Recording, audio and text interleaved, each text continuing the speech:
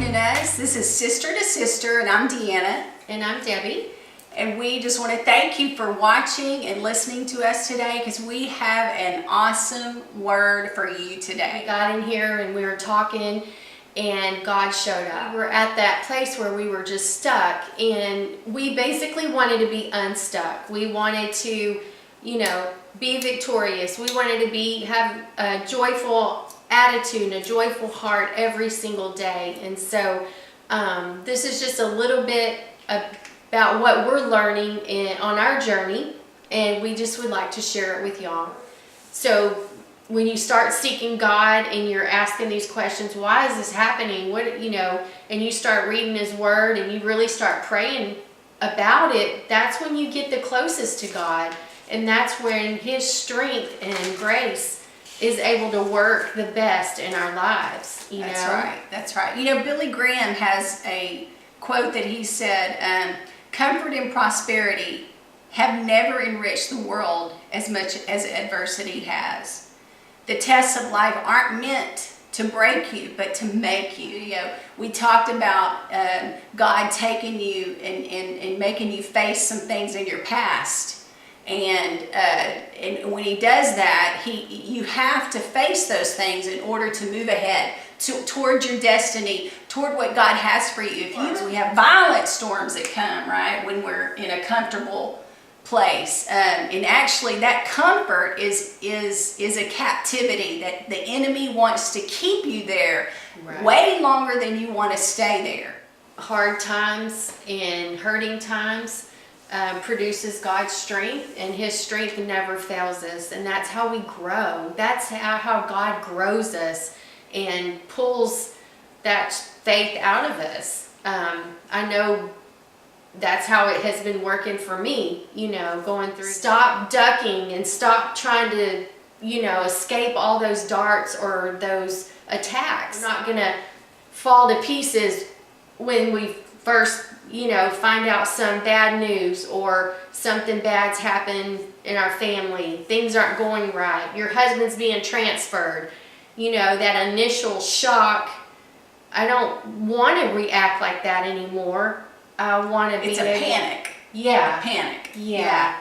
I want my faith to be strong. I just embrace that adversity and know that God's with me, and He's taken us through something, but He's with us, and we're going to get through it. We are going through storms. We're in a stuck place. We're in a place that we're in captivity. We're going in circles around and around. We can be serving God with all of our heart, and we can still be in captivity. We can still be in that vicious circle that the enemy has you going in, where there's no victory, there's no hope. You're so excited about 2017 because God has really put a fire under us, literally, to tell us it is time to move. You have to do something different in order to get out of that captivity. There's only one way to do that, and that is through Christ and the Word. Because He's calling you out. Right. He's calling us out because He has a plan for your life.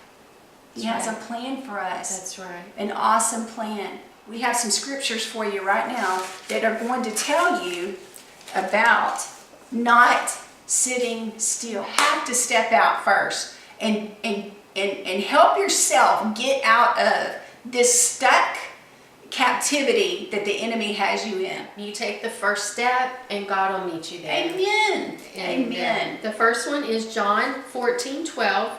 Most assuredly I say to you, he who believes in me, the works that I do, he will do also. And greater works than these he will do, because I go to my Father. Amen. He has to go be with his Father. So what He has done, He has passed the baton on to us and said, these things that I have done, you will do, and even greater. Philippians 4:13. I can do all things through Christ who strengthens me. And what's the first word? I. That's right. I can do all things through Christ who strengthens me. You believe it, you can do it, and God will meet you there. And He will give you the strength to do it. Even if you feel like you can't, you are not strong enough or confident enough if you take the first step, God will meet you the rest of the way. That's right. And in this scripture, we talked about this. It doesn't say, through Christ who strengthens me, I can do all things. It says, I can do all things. That means you need to step out first, and then God will meet you the rest of the way. This one is Matthew 6:33. But first seek his kingdom and his righteousness, and all things will be given to you as well. It says First. Yes, seek him first, right? And the kingdom and his righteousness, it's yours. It's yours if you seek him first. Yeah. You can't It's get such a any simple, simpler. simple No. thing, but Luke 11:9. Ask, and it will be given to you. Seek, and you will find. Knock, and the door will be opened. And it's, ask first, and seek first, knock first, and it will be opened. that's right. And God will That's right. meet us there. Next one is Mark 11:24. Therefore I tell you, whatever you ask in prayer, believe that you have received it, and it will be yours. Just having that little bit of faith, and it just has a whole new meaning. For us now, a whole new meaning. And they're such simple scriptures. They're nothing simple about the Word of God, but Yes. these scriptures are so well known that we just take them. It's like scriptures you take for granted, right? Right. Go ahead. Sorry. John 11:40. Then Jesus said, did I not tell you that if you believe, you will see the glory of God? Matthew 17:20.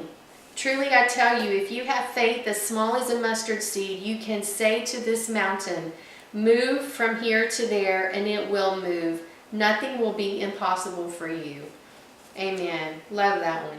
And then Hebrews 11:1. Now faith is confidence in what we hope for, and assurance about what we do not see. James 1:3. Because you know that the testing of your faith produces perseverance.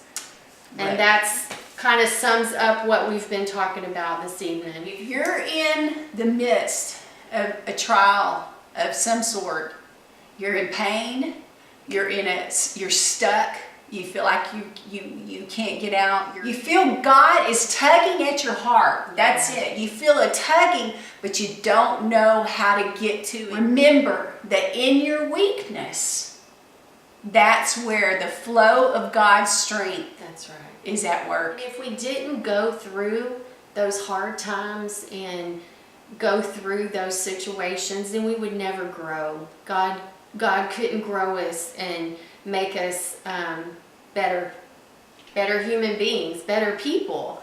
That's right. And it just is amazing if you look back on your life and all the times that you were on your knees and that you didn't have anywhere else to go except for to God. Just think about when you walked through that door finally and got your answer or got your victory, Praise God. how close you felt to God, and it was just an awesome feeling. He's there. He's just waiting for us to take the first step. You see hard times coming. Don't duck.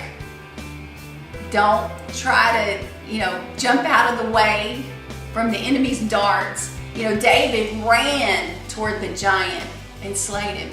He ran toward his adversity.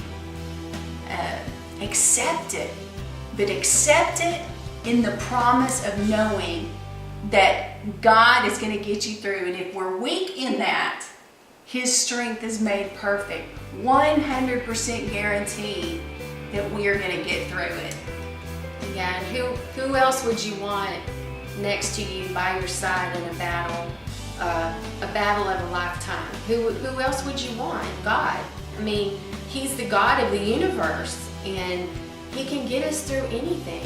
I hope that this has helped you in some way. We're so honored to sit and share with you. That's why we're doing it, because we know God has a message for all His children for 2017. He has a plan for your life. He has a destiny for you. We're on this journey, right? That we just have to trust Him, believe Him, that we are doing what we're supposed to be doing, for such a time as this. Sometimes it's okay to not be okay, right? That's right. Because his strength is made perfect in our weakness.